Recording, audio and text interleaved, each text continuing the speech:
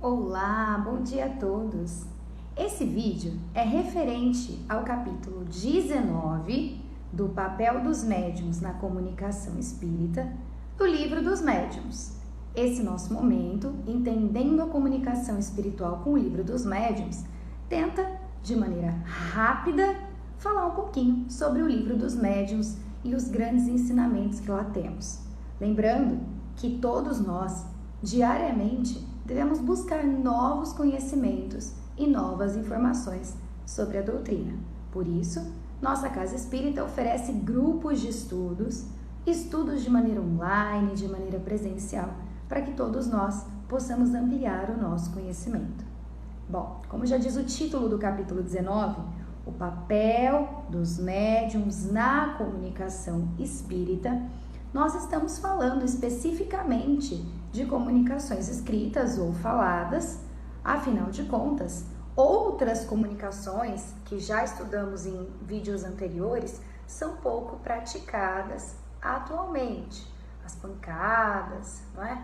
Esse tipo de comunicação já não é tão frequente nos dias atuais. Então, as comunicações espíritas, elas se dão de maneira escrita, psicografada, ou de maneira oral, não é? Em que um médium transmite pela fala o ensinamento de um espírito.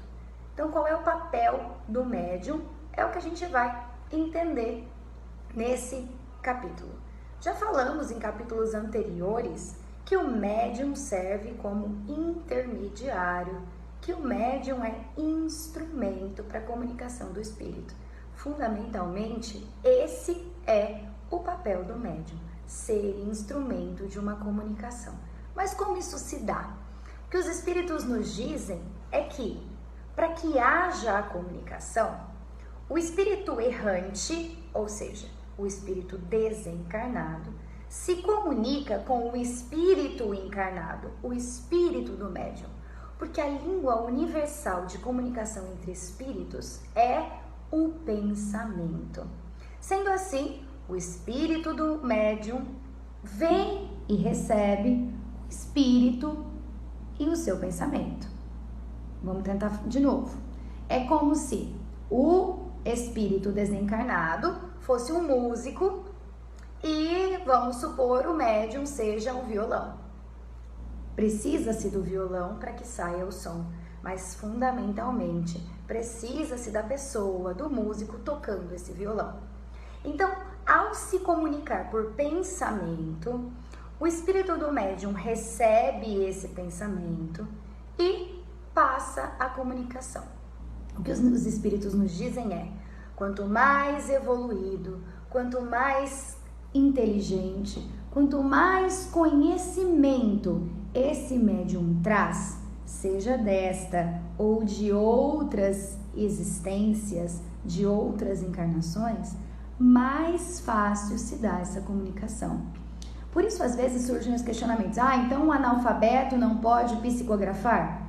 Pode, um analfabeto pode psicografar, mas o trabalho que o espírito desencarnado tem para traduzir o pensamento é muito longo e muito penoso. Isso significa que se o médium não sabe mecanicamente, escrever, ele é analfabeto, não sabe colocar aquilo no papel ele próprio, o espírito precisa muitas vezes ditar letra por letra para que se tenha uma comunicação. Em contrapartida, se o médium é um médium que traz bagagem cultural, espiritual, de outras encarnações, o que eu quero dizer com isso? Em outra encarnação, em outra existência, essa pessoa foi um médico. Então, ele tem aquele conhecimento latente, dormindo dentro de si. Quando um espírito desencarnado precisa fazer aquela comunicação sobre aquele tema relacionado à medicina, como exemplo, isso vai ser muito mais simples, porque o espírito do médium guarda, dormindo dentro dele, aquela informação. Então, é como se fosse um pensamento passado para o outro como uma luz, num estalo de dedos. o próprio médium consegue, o próprio espírito do médium consegue transformar em palavras toda a ideia passada pelo pensamento. O espírito desencarnado não precisou ficar traduzindo letra por letra, palavra por palavra, para que aquela comunicação existisse. É a mesma coisa que acontece quando tem-se uma comunicação e o médium fala ou escreve em uma língua que lhe é desconhecida. Às vezes aquela língua já estava dentro dele, de existências anteriores. Então isso foi simples de acontecer. E é necessário. Então os médiums que escrevem ou falam em línguas que lhes são desconhecidas nesta encarnação, ou já tinham aquilo no seu espírito, dormindo, então essa comunicação foi muito rápida e instantânea, ou o espírito precisou ditar letra por letra, palavra por palavra. É por isso que os espíritos nos dizem que isso só acontece se for extremamente necessário. E a necessidade, como a gente sabe, não é nossa, é do lado de lá. São os espíritos que sabem quais são as nossas necessidades. Então, qual é, resumidamente, o papel do médium na comunicação espírita? Ser instrumento para essa comunicação. E sendo instrumento para essa comunicação, o que o médium deve fazer sempre é buscar conhecimento.